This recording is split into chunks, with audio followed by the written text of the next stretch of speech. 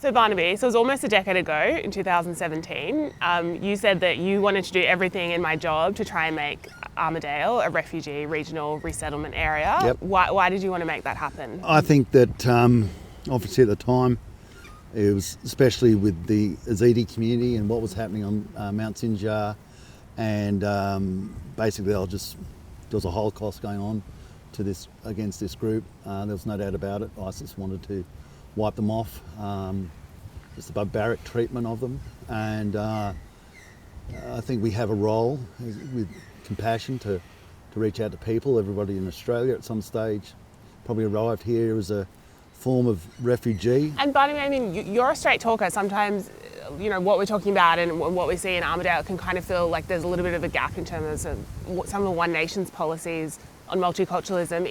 Is Armadale a multicultural success, one of the multicultural successes of Australia? Armadale is made up of people who've come from a whole range of cultures and a whole range of ethnicities and a whole range of religions. But I stick to it that you've got to, once you're in Australia, you've got to work within guardrails. Okay, and of course I'll be really frank. The Yazidi community were persecuted by fundamentalist Islam, which were quite happy to kill them, thought they were animals, put them into sexual slavery, beheaded them, literally thought they were slaves, thought they were animals. That's intolerable. It's not the Australian culture. And if you still want to believe that, you can't be here. I'm sorry, I'm not sorry actually, to hell with you, don't come. But is Armadale, it is multi-ethnic, but is it not multicultural, or is it a monoculture? Are everyone adhering to this Australian culture? When you say multiculturalism, it means an authentic belief in alternate cultures to its absolute purpose.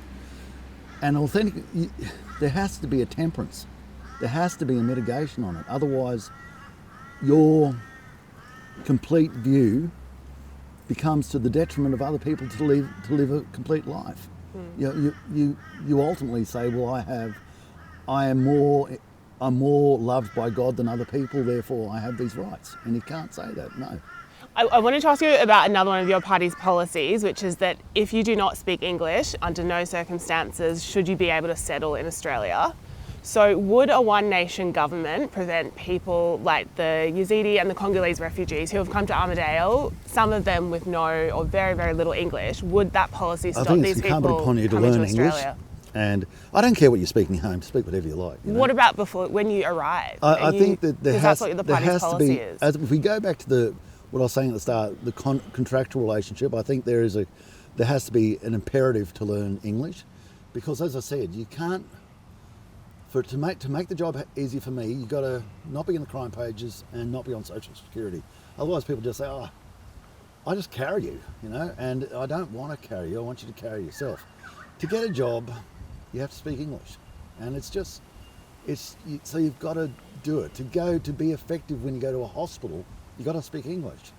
Even if you're dealing with the law, you've got to speak English, because otherwise it just doesn't work. And that's just part of it. If I go to Italy, it's incumbent on me to learn Italian. If I go live in Saudi Arabia, it's incumbent on me to learn Arabic. So just to clarify, refugees wouldn't be under that English, I think that there has policy. There has to be a form of temperance with people who are, in sort of imminent threat of their lives.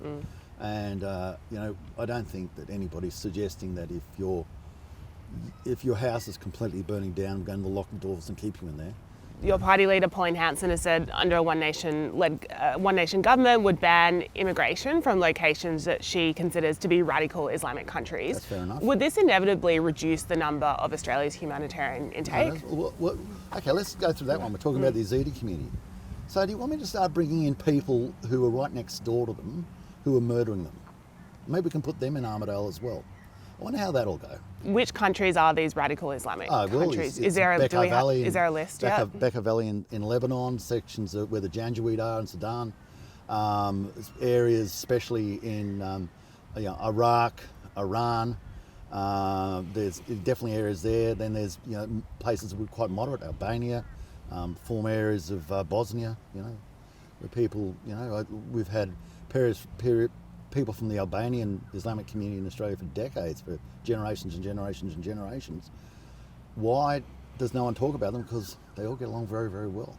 Everyone's happy. They all work together. So would it be would full countries be on the blacklist, or you're saying it would be particular sections of the country? And it's not the case that you think everybody from there is bad. Overwhelmingly good, overwhelmingly decent people. It's just an unreasonable proportion of trouble.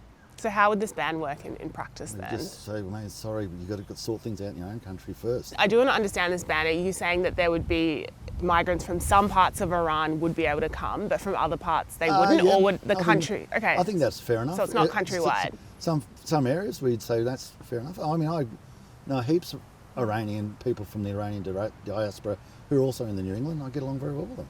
Mm-hmm.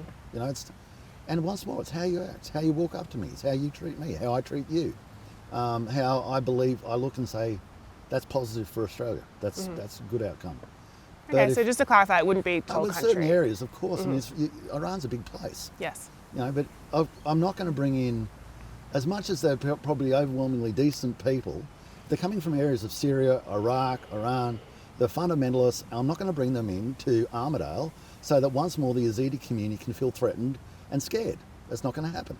And if that upsets people and puts their nose out of joint, I couldn't give a shit.